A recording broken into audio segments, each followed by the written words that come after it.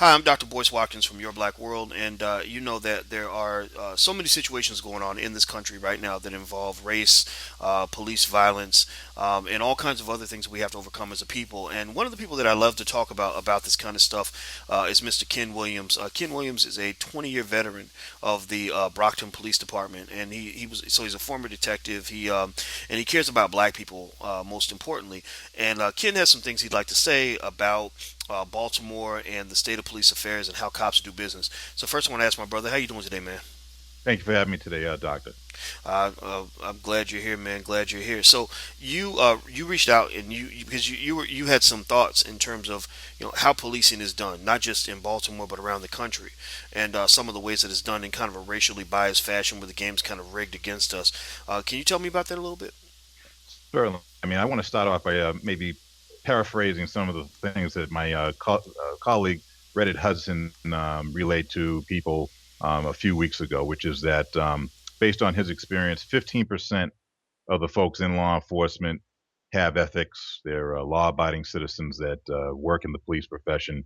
Roughly 15% are just rotten apples to the core, and then that the 70% blow like the wind, and they can go either way in either direction.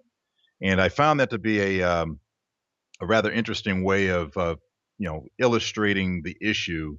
And I wanted to take that a step further because what Reddit is saying publicly is should be rather shocking and disturbing to people. But to Black people, of course, people are going to say, "Okay, what's new?" But when we think about those numbers, and we think about 700,000 people are members of law enforcement in the country, roughly around 700,000.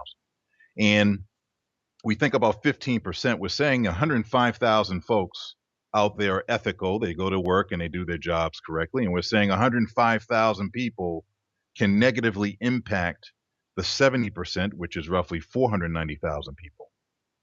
That should be rather shocking to people we think about the rotten apples that are in the barrel that are impacting the decision making of a majority, the 70%, on any given day, keeping their mouths shut to police brutality, excessive force, racial bias, deliberate targeting of Black citizens.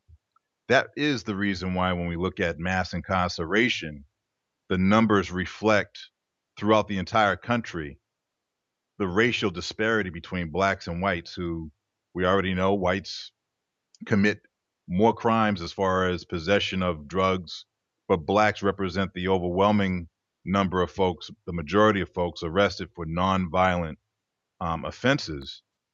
Then this is a major issue. It's a crisis, and we have to have a discussion about it.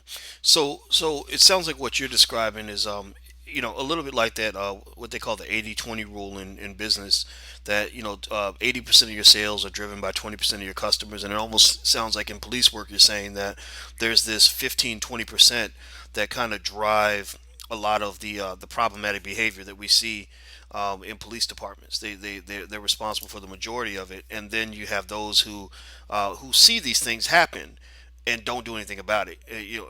Maybe, and you can correct me if I'm wrong on that, but I'm thinking about, for example, the brother that was standing next to the cop who shot the black man in the back in South Carolina, and watched the white cop drop the weapon next to the dead man's body and did nothing about it.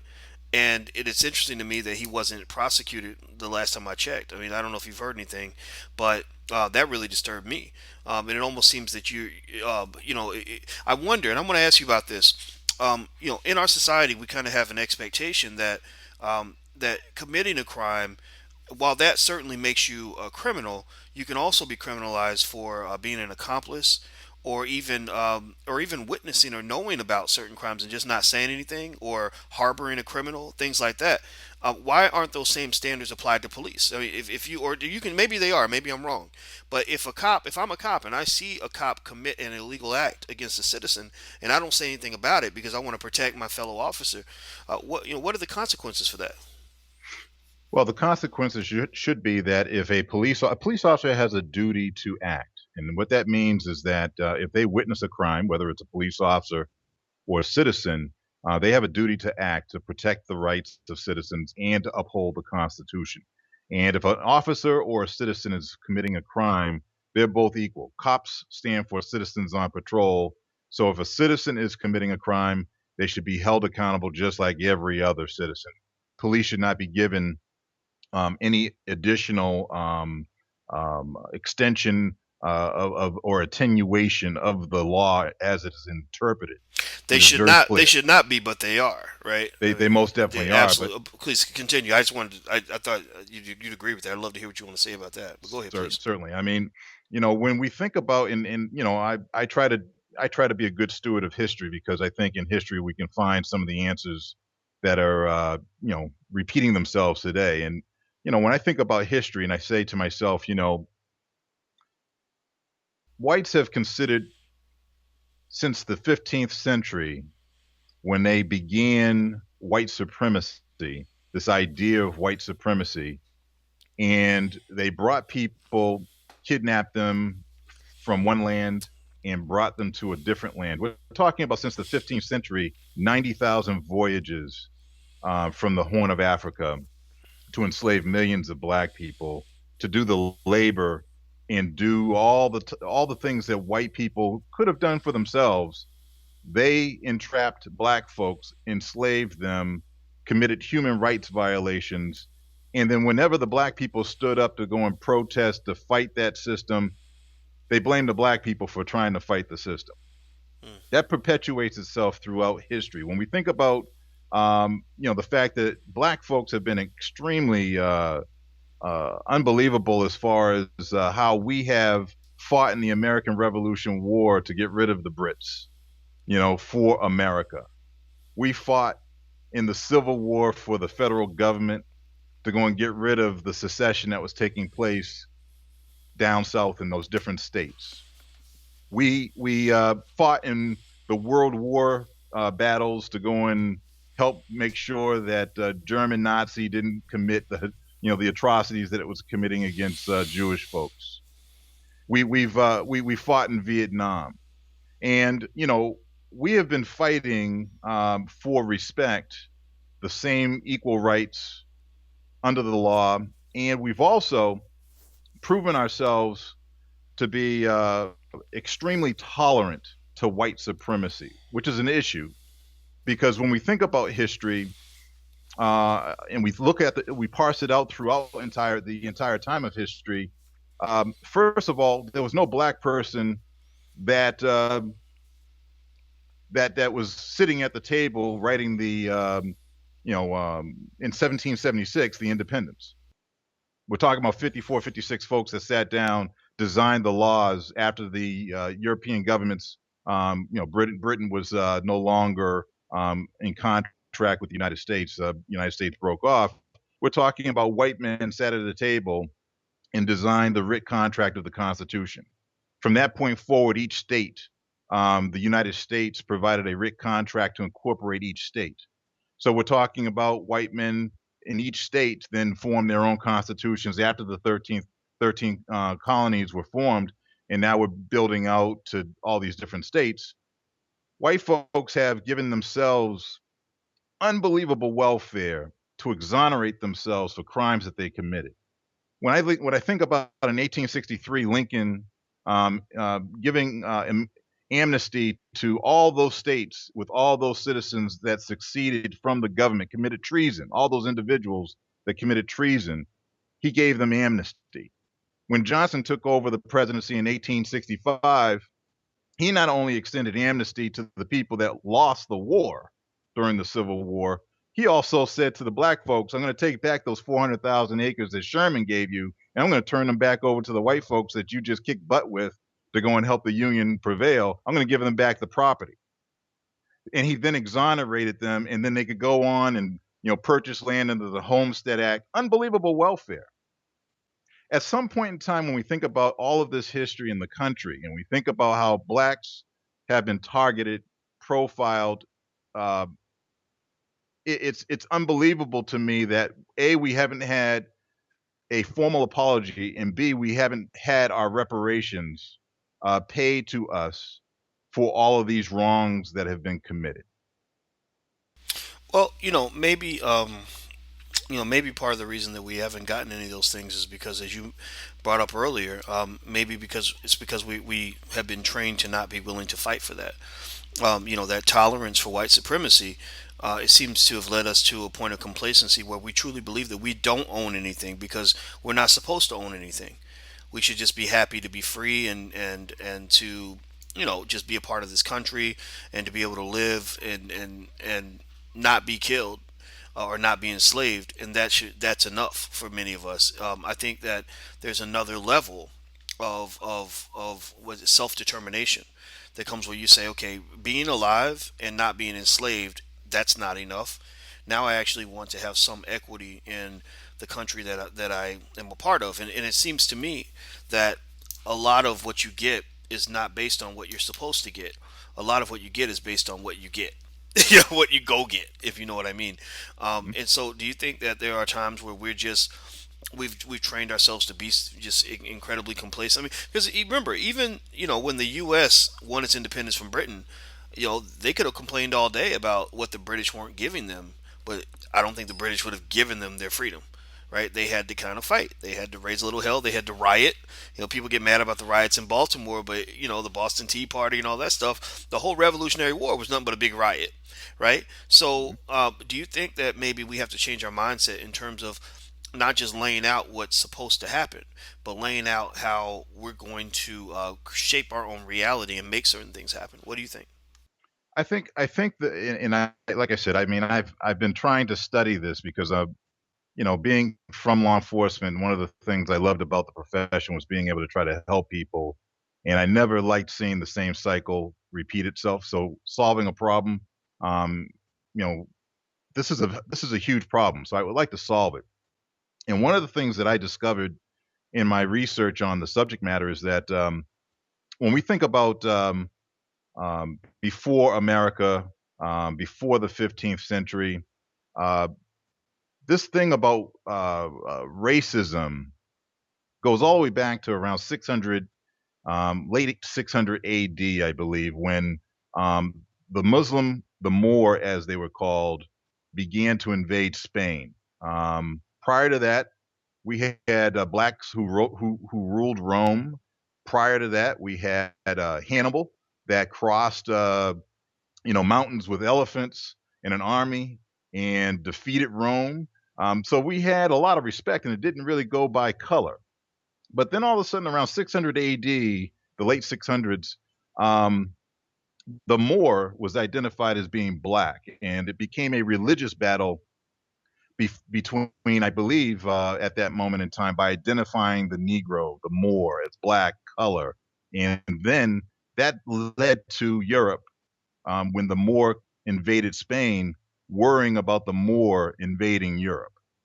And so Europe came in, and Britain formed a fleet, went back to Spain, and drove the Moor, most of them, out of Spain back into Africa.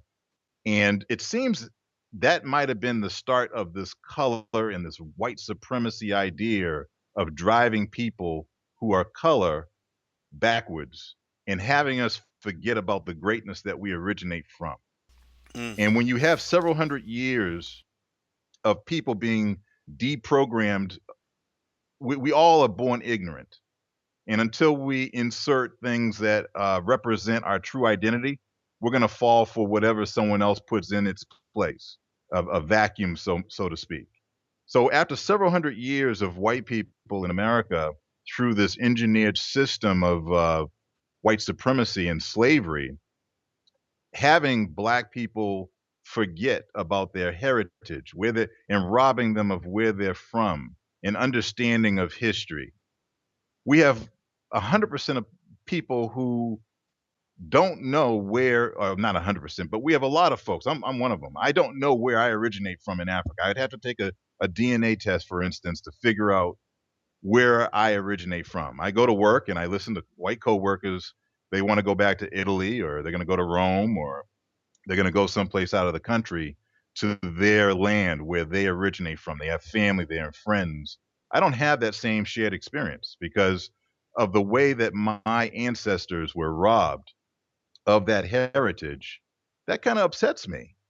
And the fact that white folks are unapologetic to what they created and the harms that they cause people and the damage that they've caused, that upsets me as well. And not to a point where I'm saying that people should, be balling up a fist. But when I look at Cleveland, for instance, you had citizens in Cleveland band together, look at the law.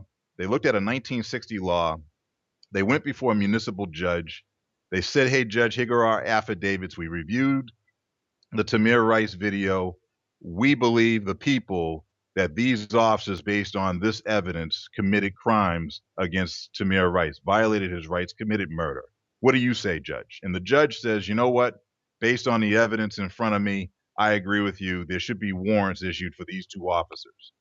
And then all of a sudden, to have the patrolmen's union in Cleveland say that the citizens that organized and used the same process that police use every single day to get an arrest warrant, calling them a mob, that's outrageous to me. That's Well, outrageous. I don't disagree with you, and I think that where we appear to be is just in a place where um, there is a kind of a grand negotiation occurring between us and white America, right? Where to some extent we're closely linked, almost like a married couple in an abusive relationship, where we kind of need each other. Sometimes we get along really well, but the relationship is disproportionate and asymmetric. The international community is noticing that. The Chinese just issued the same way we wag our finger at other countries for human rights violations. Well, the Chinese just did the same thing to the U.S. and said, "Look at the way you're treating your African Americans is entirely unacceptable." And so we've got this abusive marriage with white America. And so on one hand, there is the negotiation that says, "Look, this is what we deserve. This is what you need to do. This is the way it's supposed to happen. You need to be willing to do the right thing." And I don't think that that's an impossible strategy, right? Because we did make some progress by, tapping away at the guilt of white Americans and saying, "Look at what you're doing to black people. This is not acceptable." We fight through the courts, and win lawsuits, and judges make fair rulings every now and then, and so we make some progress that way. But then there's a point where the negotiations break down, where the diplomacy doesn't work anymore because the other side is stubbornly committed to holding on to whatever their ideology happens to be. Well, I mean, at that point, when diplomacy breaks down, what happens? You go to war. Now, I'm not saying I'm not talking about race war per se or anything like that. But what I am saying is that there is something that just says, well, something else has to give. There has to be some sort of maybe it's an economic war. Maybe we impose economic sanctions on, on racist white America, on white supremacy.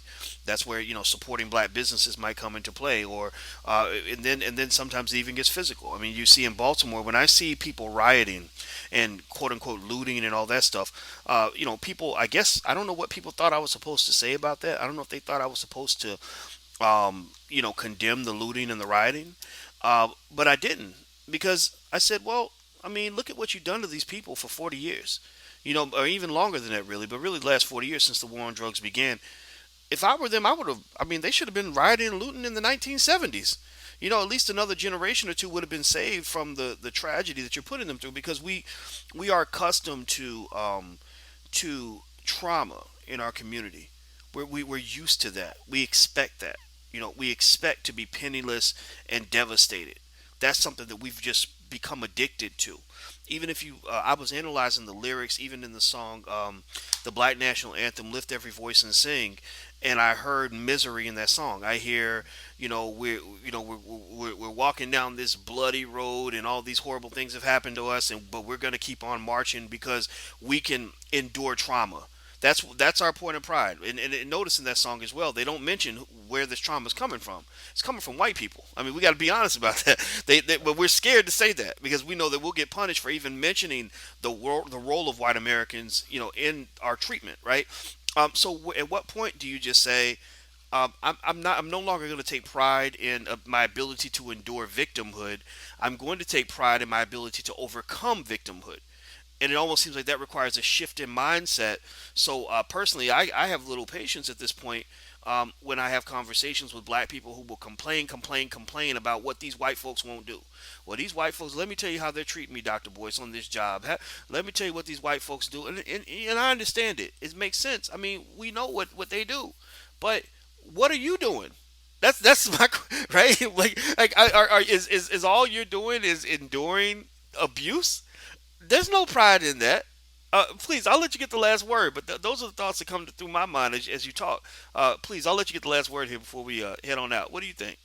One of the things I think that Black America needs to express, and we need to go and tell each other, is that as much as the young people have done a magnificent job as far as bringing awareness with Black Lives Matter, one of the things that I'm not shocked by, but I'm waiting for them to realize is that you can't legislate hands up, don't shoot. Hands up, don't shoot is okay at that moment where you are powerless. You've got someone that has a gun trained on you and you're pleading for your life. But that doesn't legislate law. That doesn't change the issue after the fact. We've now got to go and proceed. I mean, the people in Cleveland, Ohio, they're thinking outside the box where they're scouring the law and they're saying, okay, we're going to go into this court. We're going to have this judge look at the physical evidence and we're going to play cop, and we're going to use the same law, and then we're going to use the same process that they use and enjoy, and we're going to see what happens. Now we have a judge in Cleveland that agrees with the people, and now we have a prosecutor and police that are saying, wait a minute, you're using our rules, you're going by what we use, you're a mob. Well, you know what, on the other side of the fence, folks, the people in the streets are calling the police the mob. Isn't that something? Isn't that something? So it's important for folks to realize that after we do hands up, don't shoot, the network that you've built, you got to figure out how to start training people to protect themselves using the law, and to show that it's important for us to come off the fence and realize that we all are born into a world. We're all born into it ignorant, and it's important for us to share positive information. But most importantly, like you said earlier, you can either learn to be helpless or you can learn to do something that's going to be positive and reinforcing, and making sure that you stop the abuse, the excessive abuse that is happening and being targeted towards you. Right on, right on. Well, I love it, man. I love it. Well, thank you, Ken. As usual, it's an insightful conversation, and you always bring something to the table that people can learn from, something that people haven't thought about. So I appreciate your time. As always, Doctor, thank you. Absolutely, man. Everybody, this is Mr. Ken Williams. He's a 20-year veteran of the Brockton Police Department, former detective, and all-around good guy. And his website is kwillservices.com. Did I get it right? Yes, sir. KWIL services.com. And so he also does wrongful death cases and things like that. So if you need somebody that's going to be on your side and help you out in those situations, go to kwillservices.com. Me, I'm Dr. Boyce Watkins from Your Black World, and until we meet again, please stay strong, be blessed, and be educated. We are gone. Peace.